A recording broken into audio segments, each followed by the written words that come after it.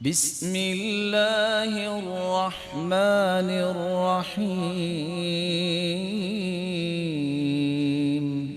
رمضان کے بعد یہ دوسرا مبارک موسم ہے۔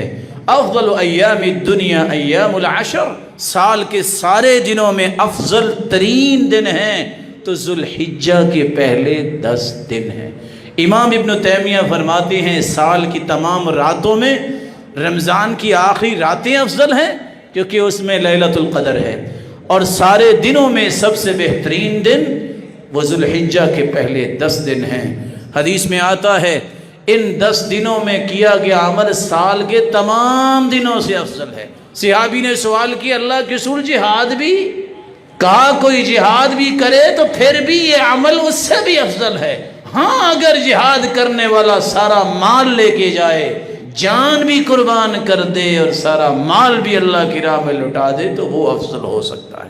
اس لیے 3 کام ضرور کیجئے گا آج اور کل۔ ویسے تو مسلمان کی عادت یہ ہونی چاہیے صحابہ کرام کی طرح ہر جمعے کو اپنے آپ کو ٹھیک ٹھاک کرتے، ناخنوں کو کاٹتے، بالوں کو درست کرتے، کیونکہ یہ دن جو ہے یہ انفرادی اعمال کے لیے ہوتا ہے۔ اللہ کے رسول صلی اللہ علیہ وسلم نے اسی جمعے سے پہلے حلقے لگانے سے منع کر دیا۔ آپ حیران ہو جائیں گے کس طرح ترمذی، نسائی، ابن ماجہ اور ابو داؤد کی روایت ہے کہ جمعے سے پہلے اللہ کے رسول نے حلقے لگانے سے منع کر دیا۔ حالانکہ حلقے لگا کے دین ہی سیکھنا ہوتا ہے، کیوں انفرادی اعمال کریں؟ سب سے پہلے باجماعت نماز پڑھیں اور پھر اللہ کے ذکر میں مشغول ہوں، اشراق پڑھیں اور سورۃ الکہف کی تلاوت کریں۔ 8 دن تک روشنی مل جاتی ہے، اللہ گناہوں کو معاف کر دیتے ہیں۔ غسل کریں، مسواک کریں، خوشبو لگائیں، وقت پہ جمعہ پڑھنے آئیں۔ ان سارے اعمال کے لیے اللہ کے رسول صلی اللہ علیہ وسلم نے ترغیب دلائی ہے۔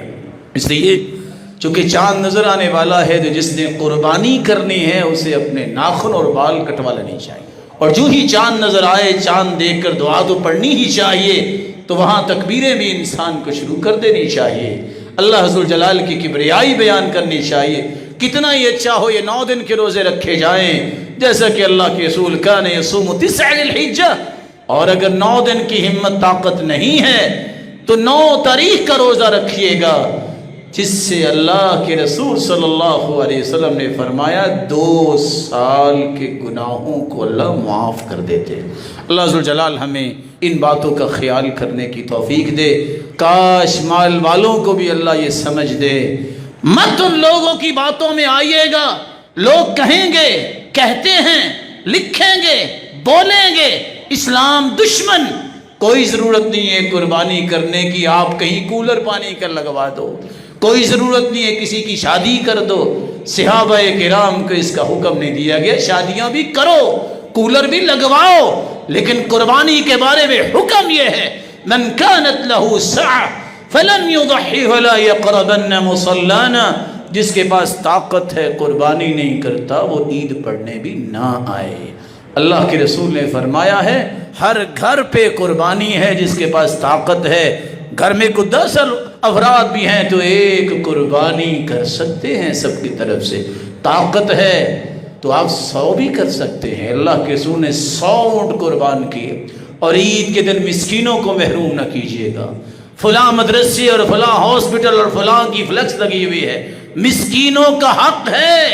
صحیح مسلم کی روایت، مسکینوں تک پہنچائیے گا، یہ کھا لیں، ان کو محروم نہ کیجیے گا۔ دین کا کام دین کی حقانیت سے کیجیے، مت عصبیت کا شکار ہوئیے، صرف اللہ کے رسول کے دین کو آگے لے کے جائیے، مسکینوں کا خیال کیجیے گا۔ اللہ ہم سب کو توفیق سے نوازے۔ وآخر دعوانا الحمد